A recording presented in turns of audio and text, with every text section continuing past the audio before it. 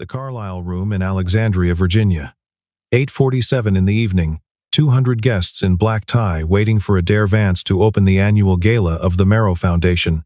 Adair came striding out from the wing, her face still tight from a phone call she had just ended. She walked straight into Harlan Westbrook, who was carrying a tool case across the hallway. The case dropped, tools spilled across the marble floor. Every conversation stopped at once. Harlan crouched. "I'm sorry, ma'am." Adair looked at him. Gray work shirt, hands dusted with felt, standing in the middle of a forest of tuxedos. She stepped closer. "I wasn't aware my gala was now open to the cleaning crew." A laugh broke from Pierce Holloway. The rest of the room followed. At the far end of the hall, a man in a 4-star service uniform had just walked through the door. His eyes locked onto Harlan. He began to walk through the crowd, slow and straight, toward him. "If you want to know what the general is about to do, drop the word salute in the comments and stay with us through the end." 90 minutes earlier, Harlan had taken the tuning job through Vasquez Pianos, a small shop on Royal Street in Old Town. It was the third such gig that month. Wren was moving up to the advanced piano class at her public school in September, and the lessons cost more than the rent on the workshop's storage room.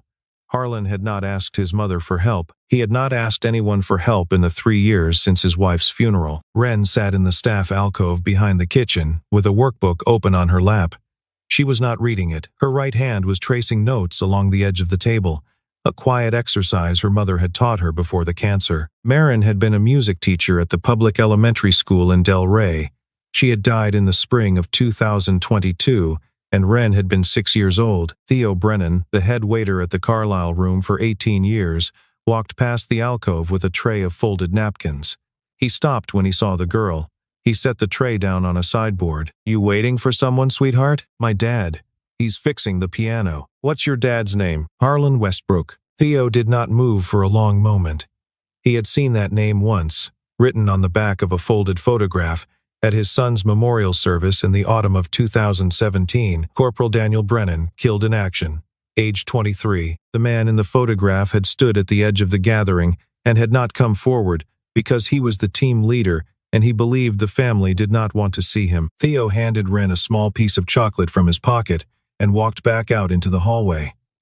He saw Harlan from across the corridor, lifting the tool case onto his shoulder. He opened his mouth. He closed it again. The hotel's non-disclosure agreement on staff observation of guests was a clause Theo had signed every year. His wife was 3 months into chemotherapy. The insurance was tied to the job. He turned and walked toward the kitchen. On the executive floor above, Pierce Holloway placed a stack of contracts on Adair's desk. She was already at the mirror, fastening an earring. "Standard procurement renewals," he said. "Sign and forget." She signed 7 pages without reading. The fourth one was the August trauma kit addendum. Outside the Carlisle Room, in a black sedan parked along Prince Street, General Marcus Halloran ended a call to a number Adair did not recognize. He left a voicemail. "I'll be there at 8:47. Adair listened to it as she walked to the wing. A donor, she assumed. A late one. She did not return the call. There was no time. Then the collision in the hallway. The tools on the marble. 200 eyes turning toward a man she did not know. From the corner of the staff door, Wren stepped 1 foot into the corridor and saw her father standing alone in a circle of laughter. She did not cry. She did not move. She watched. Theo Brennan stood 3 paces from Adair, gripping a folded napkin so tightly that his knuckles went white. He knew exactly who the man in the gray work shirt was. He did not move either. General Halloran reached Harlan and stopped at a regulation pace. He brought his right hand up to his brow in a slow, formal salute. "Lieutenant Colonel Westbrook." The laughter died in stages, the way a wave pulls back from a shore. The room did not yet understand what it was watching, but it understood that something had shifted. Halloran did not lower his hand.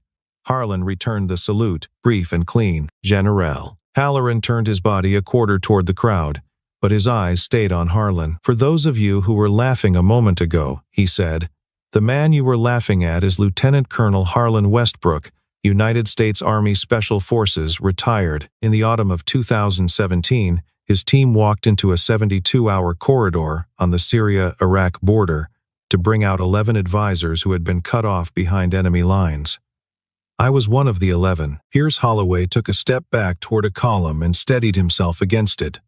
2 weeks earlier, Halloran had declined to take a meeting with him at the Pentagon on a separate procurement matter. Pierce understood, in that moment, that the general's presence tonight was not a coincidence. The room had become a trap, and he had laughed first. Adair did not move. She recognized the voice now, from the voicemail she had ignored an hour earlier. She had just publicly mocked the man the general had come to meet. Harlan spoke quietly. "You still owe me a chess game, sir." A small, private smile crossed Halloran's face. He had not smiled at anyone that way in a long time. Wren stepped fully out of the alcove and walked across the marble to her father. She took his hand. Halloran knelt down to one knee, slow because of an old injury to his left hip, and gave the girl the gentlest greeting he had given anyone all month. "Hello, Miss." "Hello." A guest near the back lifted a phone and started recording. Halloran rose, walked over, and placed his palm flat against the camera lens. Tonight is not the news, but 3 other phones had already captured the salute from different angles, and the footage would be on social media before midnight. Adair stepped down from the small platform near the bar and walked through the crowd, which parted for her now in a different way than it had parted 10 minutes before. She stopped 3 paces from Harlan, her mouth opened. Nothing came. Pierce was at her elbow. "Adair, we're leaving." She removed his hand from her arm without looking at him. Harlan picked up his tool case and took Wren's hand. He walked toward the side exit. Theo Brennan was waiting at the door, holding it open. As Harlan passed, Theo said very quietly, "Lieutenant Colonel, I'm Daniel Brennan's father." Harlan stopped for 1 second. He set down the tool case. He placed his free hand on Theo's shoulder. He did not say anything. Then he picked up the case again and walked out into the cold air on Prince Street with his daughter. Halloran crossed the room to where Adair was still standing. He held out a business card. "Tomorrow morning, 9 o'clock, my office at Fort Belvoir. Alone. Mr. Holloway is not invited." Pierce, hearing his name, set his champagne flute down on the edge of a side table. The flute tipped, and the stem cracked against the wood. Wine spread across the white cloth and dripped onto his polished shoe. The next morning at 9, Adair sat across a wide oak desk from General Halloran in his office at Fort Belvoir. The room was modest. A framed map of Iraq on one wall, a photograph of his late wife on the credenza. He did not mention Harlan. He opened a thin folder and slid it toward her. 3 trauma kit contracts. Defense Logistics Agency. Priced at 31% above the published catalog. All bearing your signature. She looked at the pages. Her signature was on the bottom of each one. "You signed these? Or someone signed for you?" "I signed. Did you read them?" She did not answer. Halloran closed the folder. He folded his hands on top of it. "I did not come to the gala for the charity, Miss Vance. I have been watching Pierce Holloway for 3 months. Lieutenant Colonel Westbrook's presence last night was not part of my plan. He was a complication. I am giving you 72 hours. You clean your house, or DCIS cleans it for you. After that, I cannot help you." Adair lifted her chin. "Why 72 hours? Why help me at all? Your father saved my life in Beirut in 1983. We were both captains then. He took 2 rounds in the shoulder pulling me out of a vehicle. I owe him a debt. I am paying part of it now." She did not know that story. Her father had never told her. He had never told her many things, she was beginning to realize. And now he was 9 years dead, and there was no one left to ask. She drove from Fort Belvoir directly to Vasquez Pianos in Old Town. The shop was on a quiet block of Royal Street, between a tailor and a closed antique store. Wren was at school. Harlan was at the workbench in the back, cleaning the action of an upright with a soft brush. She stood in the doorway. "I came to apologize, and I came to ask for help." He did not look up. "Those are not paid by the same person, I know. But I don't have anyone else to ask." She placed the folder Halloran had given her on the counter. Harlan set down the brush and glanced at the top page.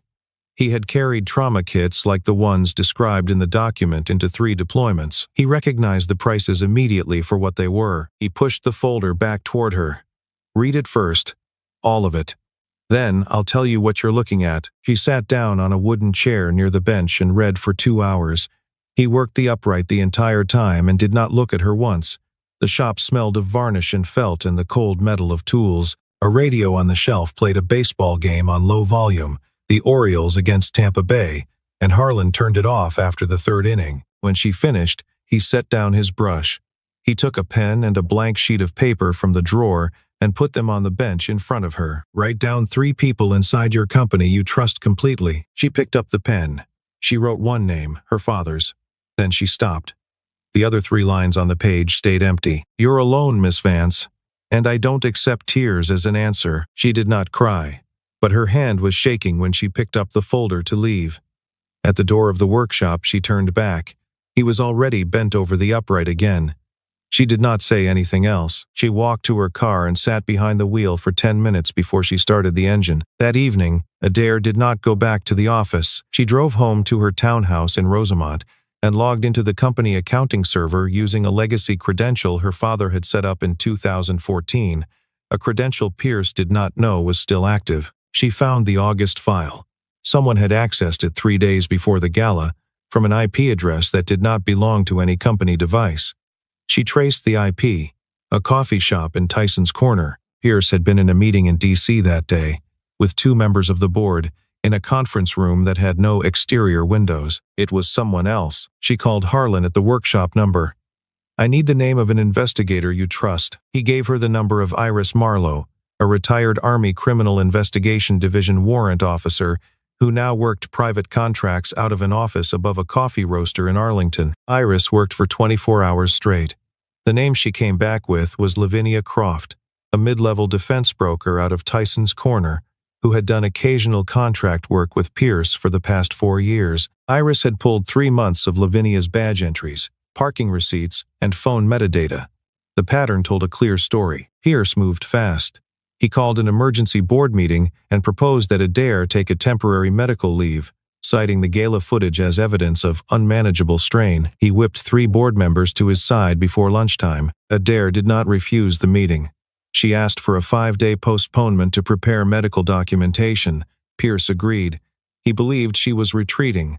It was the first mistake he would make that week. That night, Harlan drove to Adair's home in Rosemont with a typed list of questions Iris should ask Lavinia in any future interview. He intended to hand it to her at the door and leave. Wren was in the back seat of the truck. He did not have anyone to watch her. Adair saw the girl through the front window. She stepped onto the porch in a wool cardigan with no shoes on. Come in, both of you. It's cold out there. Harlan hesitated. Wren opened the truck door on her own and walked up the path, then past Adair into the front hall. Do you have a piano? Yes. It was my father's, a Steinway grand in the parlor. Can I try it? Harlan stood on the porch. Adair looked at him.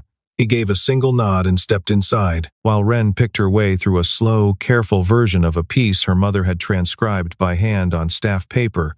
Adair led Harlan to the front parlor and pointed at a framed photograph on the wall above the mantel. Beirut, 1983. Her father, in dress blues, standing beside a young captain who was holding a folded map. Harlan looked at the captain for a long moment. That's Halloran. My father never told me about Beirut.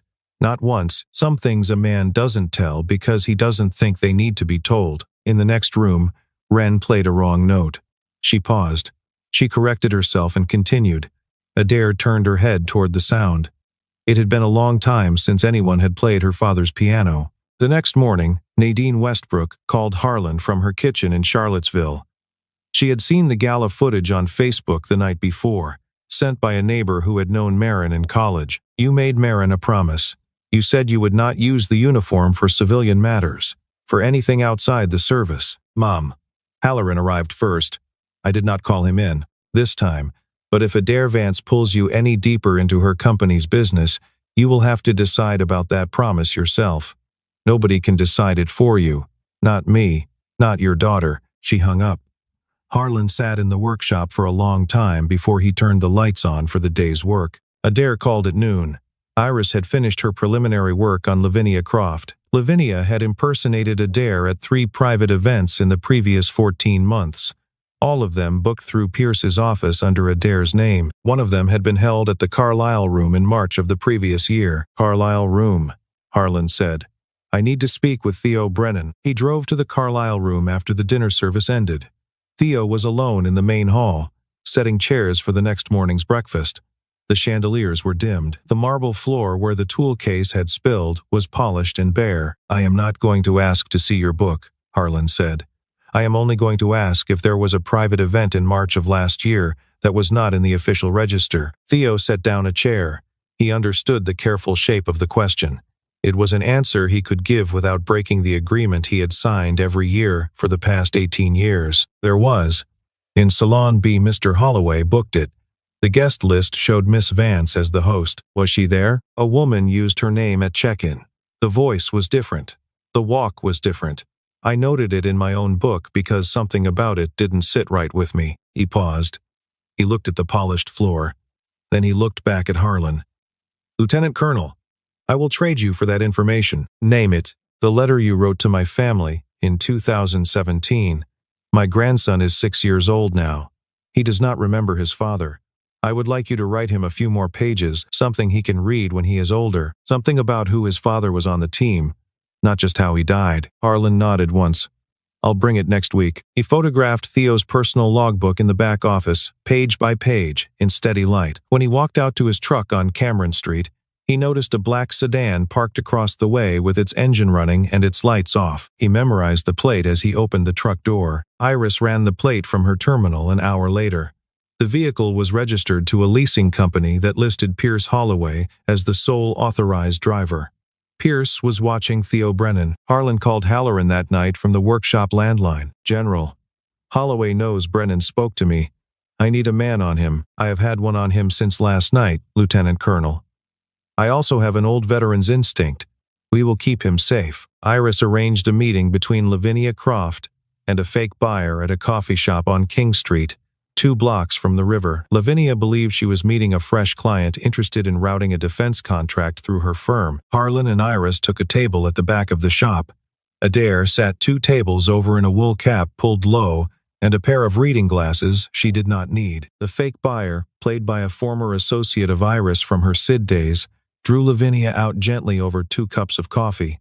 After 30 minutes, Lavinia said the sentence Iris had been waiting for. I impersonate Vance because she owes me half a life. Her father took everything from mine. The digital recorder under the table caught every word. Adair did not move. She set her cup down on the saucer, stood up, and walked out into the wind on King Street. Harlan followed her at a distance. She had stopped 2 storefronts down and was leaning against the brick wall of a closed bookstore. She did not look at him when he reached her. Did you know? Iris only gave me a name. Nothing about the family. I did not know. I have a cousin. I am 40 years old, and I have a cousin I never knew about. She did not cry on the sidewalk. She walked back to her car and sat in it for a long time, watching the river through the windshield. The next day, Adair met Lavinia alone, at a public bench in Founders Park along the Potomac. The day was overcast and the bench was cold. Lavinia arrived in a long wool coat with her hands deep in the pockets. Adair did not begin with anger. She began with a question. What did my father do to your father? Lavinia, who had prepared a great deal of rehearsed venom on the drive over, did not use any of it. She answered honestly. The 2 brothers had quarreled bitterly over the inheritance in 1995 when their own father died. The younger brother, Lavinia's father, had been cut out of the trust entirely. He had died of liver disease in 2008, alone in a rented room in Roanoke. Lavinia had grown up watching her mother work 2 jobs at a hospital laundry while the Vance name appeared in defense industry magazines. 40% of the estate that should have been your father's, Adair said. I will move it to you. The full 40. In return, you testify against Holloway. Why are you offering that? Because I did not know you existed. That was not your fault. It was my father's. And it was mine, for never asking. Lavinia agreed. Not because of the money. Because for the first time in her life, someone with the name Vance had called her a cousin and meant it. That night, Pierce sent Adair an email. The body of the email was empty. There was one attached photograph, Harlan walking Wren to the door of her elementary school that morning, taken with a telephoto lens from across the street near the parking lot. Adair forwarded it to Halloran within 5 minutes. 5 minutes after that, Harlan's phone rang at the workshop. Lieutenant Colonel, I am requesting 2 plainclothes military police around your daughter's school for 72 hours. I am asking your permission first this time. I will not deploy them without it. Harlan stood in the workshop in the half-dark. Marin's promise pressed against his ribs like a hand. He thought of Wren in her classroom that morning, drawing a treble clef on the corner of her math worksheet, the way her mother used to draw them on grocery lists. "You have my permission, General." The evening before the board meeting, Harlan drove to Adair's house in Rosamont. Wren had fallen asleep on the parlor sofa under a wool blanket Adair had set out before they arrived. Harlan and Adair sat in the kitchen with 2 cups of tea between them that neither of them drank. "I made Marin a promise," he said. "I would not use the military for civilian matters. I broke it tonight. Because of me? Because of Wren." He looked at the surface of the table. "And because of you." She nodded once. They did not say anything else for a long time. The kitchen clock ticked on the wall above the refrigerator. He left at midnight, carrying his sleeping daughter to the truck, her cheek pressed against his collar. The board meeting of Vance Marrow Holdings convened at 8 the next morning in the conference room on the 32nd floor of a tower in Rosslyn. Adair opened the session by introducing her guests, one by one: Lieutenant Colonel Harlan Westbrook, in the role of independent advisor; General Marcus Halloran, in the role of observer; Iris Marlowe, retired Army SID warrant officer; and Lavinia Croft, who walked in last and sat at the far end of the long table without looking at anyone. Pierce went pale when he saw Lavinia. Adair presented the case in order: the August trauma kit file with the inflated pricing, the IP trace from Tyson's Corner, the audio recording from the King Street coffee shop, Theo Brennan's personal logbook from the Carlisle room, with the entry for the March event in Salon B, the photograph of Harlan and Wren that Pierce had sent the night before, now logged with timestamps, metadata, and the geolocation of the photographer. When she finished, Halloran rose from his seat at the side of the room. The Defense Criminal Investigative Service opened a formal case at 6 this morning. "Mr. Holloway, you do not need to answer here. You need a lawyer." Pierce stood. His chair rolled backward and hit the credenza behind him. He pointed across the table at Harlan. "All of this is because of that piano tuner. All of it." Halloran answered before Adair could. He spoke without raising his voice.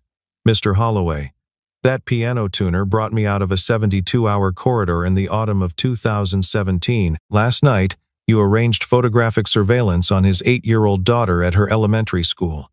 I would advise you to stop speaking before I forget that I am no longer on active duty." The board voted to remove Pierce from the company.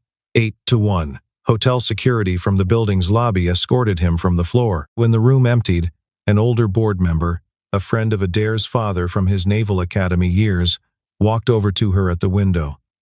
"Your father would be proud of you today." A single tear moved down her cheek. She wiped it away before it reached her chin. Halloran approached Harlan at the window. "The chess game, Saturday. Your mother has agreed to come up from Charlottesville for dinner." Harlan turned. "You contacted my mother? I owe her a thank you for raising you." On the drive back to Old Town, Iris called Harlan's truck. "Holloway withdrew $4 million in cash from his personal account last night. We don't yet know what it is for." Harlan pulled over on the shoulder of the parkway. Wren was asleep in the back seat.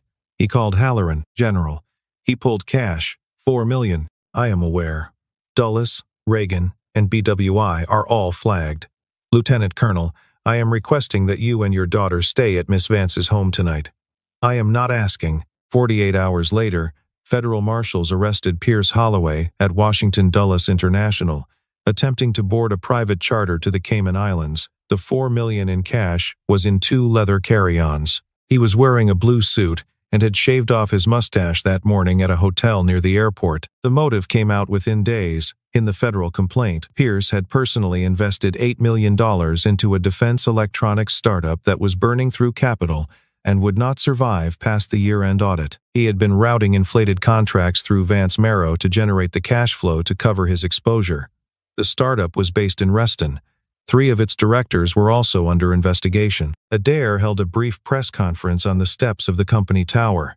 She did not hide. She took responsibility for having signed papers she had not read. She stepped down as chief executive and assumed the role of board chair. The new CEO, brought in on Halloran's recommendation from his network in Washington, was a woman named Sylvia Park, who had spent 20 years at the Government Accountability Office before retiring the previous spring. The Marrow Foundation restructured. Harlan accepted a seat on the new advisory board. He took no fee for the work. In exchange, the foundation paid to have a Steinway upright restored and placed in the music room of Wren's public elementary school in Del Rey. Lavinia Croft accepted a cooperation agreement with the federal prosecutors and a suspended sentence. Adair personally signed the paperwork transferring 40% of the original estate to her. Lavinia used the money to open a small interior design studio in Richmond. She did not contact the press. Theo Brennan was quietly recognized at Fort Belvoir by General Halloran in a private ceremony. His wife was moved onto a veterans dependent insurance program that covered the remainder of her chemotherapy. She entered remission in October. Adair began driving to Vasquez Pianos on Friday afternoons without calling ahead. She read foundation papers in the wooden chair in the corner of the workshop and drank the strong tea Harlan made on a hot plate behind the counter. Wren came and went between the workshop and the back storeroom, where she kept her school books and a small lamp she had brought from home. One Friday in late October, Wren stopped beside Adair's chair. "Do you play?" "When I was a child." "Not for many years. I can teach you again." Adair sat down at the restored upright in the corner of the shop. Wren placed her hands on the keys for her, one finger at a time, and named each note. Harlan stood in the doorway of the workshop with a shop rag in his hand and watched without moving. That same week, Halloran sent Harlan an email. The Pentagon Inspector General's office was creating a new senior advisory position on defense procurement integrity, 3 days a week. Civilian. The uniform would stay in the closet. Harlan printed the email and gave it to Adair the next afternoon at the workshop. "You should accept it," she said. "Why?" "Your promise to Marin was that you would not use the uniform for civilian matters. This is civilian work for military ends. It runs the other direction." He was quiet for a long time. She had understood the shape of his promise better than he had himself. That night, Nadine called from Charlottesville. "I have been thinking. The promise Marin asked of you was not as narrow as you have been carrying it for 3 years. She used to tell me you were made to keep other people alive. Do not put that down." She would not want it put down. He sat in the dark workshop after the call ended. He wrote a reply to Halloran accepting the position. He did not send it until the morning, after he had walked Wren to the corner where she met the school bus. It's Christmas Eve. The Marrow Foundation hosted a small dinner for 12 families of fallen service members in the parish hall of an old Episcopal church on Washington Street in Old Town. No press, no gala, no microphones. The pews of the sanctuary next door were dark and quiet. Adair wore a gray sweater and a plain skirt and carried plates herself from the kitchen. Halloran sat at a table with a young widow and her 10-year-old son. Theo Brennan was there with his grandson, who had read, that morning, the new pages Harlan had written for him about his father's last operation. Lavinia Croft came. Adair had invited her by handwritten note 3 weeks earlier. The two cousins sat at the same table for the first time in their lives and ate roast chicken and did not speak much, but each of them looked at the other often. Harlan tuned the parish hall's old upright before the guests arrived. When he finished, he sat down at the bench and played the transcription of Debussy that Marin had written out for Wren on staff paper. It was the first time he had played it since his wife's funeral. Adair stood at the side door of the hall. She listened to the end of the piece. She did not come in. During dinner, Halloran told a story about the autumn of 2017 that he had not told anyone outside the operation in 9 years. Harlan had moved 3 of the 11 advisors out ahead of the rest, against the official extraction protocol, because the youngest of them was bleeding badly from a leg wound and would not have lasted another hour. Halloran did not raise his voice telling the story. No one applauded. The room simply received it in silence and went on eating. Wren sat next to Adair and shared a plate of roasted potatoes with her. At the end of the evening, snow began to fall on the steps outside the church. Adair stood near the iron railing with her coat over her arm. Harlan and Wren came out last, after Harlan had spoken briefly with Theo at the door. Wren ran to Adair and wrapped her arms around her waist for 2 seconds without saying a word, then ran across the snow to the truck. Adair and Harlan stood side by side on the top step. She raised her hand and rested it on the sleeve of his coat for 1 second. She let it fall back to her side. He bowed his head once and started down the steps. Harlan. It was the first time she had used his name without a title in front of it. He stopped on the second step. On New Year's, "Will you come to my house for dinner? With Wren?" "Yes." "Your mother as well?" He looked at her. She had already called Nadine. She had prepared for this. "Yes." On the drive home, Wren spoke from the back seat with her face pressed against the window. "Dad, is she going to stay?" "I don't know, sweetheart. I can see Mom smiling inside her sometimes." He did not answer for a long time. When they reached the small house in Del Rey, he carried her inside and put her to bed in the room that still had her mother's handwriting in pencil on the doorframe from the day they had measured her at age 4. Then he stood in front of the framed photograph of Marin on the dresser for a long while. He did not lift it down to clean the glass, the way he had done every Sunday for 3 years. He turned off the light and went to bed. April came to Alexandria, and the dogwood along King Street opened in the first warm week. Harlan worked 3 days a week at the Pentagon, in a small office in the Inspector General's wing on the second corridor. He still picked Wren up from school every afternoon at 3:30. The promise to Marin had been redrawn, not broken. Adair held the chair of Vance Marrow. Sylvia Park ran the company well, with a steady hand and a clean intolerance for shortcuts. Adair found that she had time, for the first time in 12 years, to read books and to learn things she had set aside in graduate school. Pierce Holloway received 11 years at a federal facility in West Virginia, and would be eligible for early release in 7. Lavinia's interior design studio in Richmond began taking on commissions from old Confederate-era homes in the Fan District. She sent Wren a small toy organ for her birthday in March, with a handwritten card. Theo Brennan retired from the Carlisle room after 20 years. He and his wife moved closer to their daughter in Maryland. He sent Harlan a single photograph in the spring. His grandson, age 7, sitting at the foot of Daniel Brennan's grave at Arlington with a folded letter in his lap. Adair came to Vasquez Pianos every Saturday morning to learn the piano again from the beginning. Wren was her teacher. Harlan worked at the bench beside them, on hammer felts and damper springs, and the small steel pins that held the wires in tension. He did not look up while she played, but each time she missed a note and corrected herself, his hands stilled for a single heartbeat before he resumed his work. One Saturday morning in late April, Halloran came by the workshop. He set a small velvet box on the bench. Inside was the bronze star, with the Valor device that Harlan had refused to accept at his discharge ceremony because he had not wanted the public ceremony or the photographs. Halloran did not speak. He saluted Harlan once, privately, in the empty front of the shop, and left through the bell-hung door. Wren picked up the medal and turned it in the sunlight that came through the front window. "Dad, what is this for?" "For remembering people who didn't come home." She placed it carefully inside the lid of her piano case. That afternoon, Adair stayed late at the shop.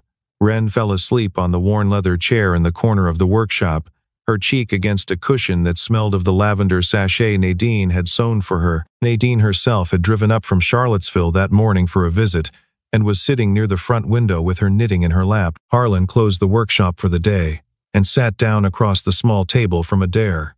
He did not speak. Nadine stood up after a minute. "I am going for a walk."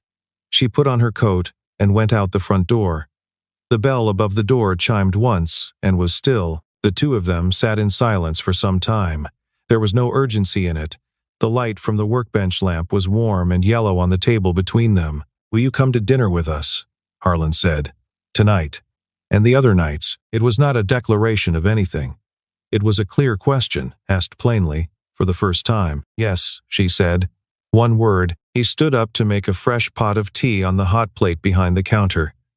She watched him cross the room. Wren stirred on the chair. She opened her eyes, saw that Adair was still there, smiled a small smile to herself, and closed them again. Outside the workshop window, a single dogwood petal drifted down onto the sill. 6 months earlier, in a room of 200 guests, she had pointed at him and laughed. That evening, in a small piano workshop in Old Town Alexandria, neither of them spoke of it. There was no need. They had not held hands. They had not kissed. They had not said a single word about love. But Wren was asleep in the corner, and Nadine would be back from her walk soon, and the warm yellow light of the workbench lamp lay across all of them. Not a single one of them, not even the man who had once led a Green Beret team into a 72-hour corridor, wanted to get up and go anywhere at all.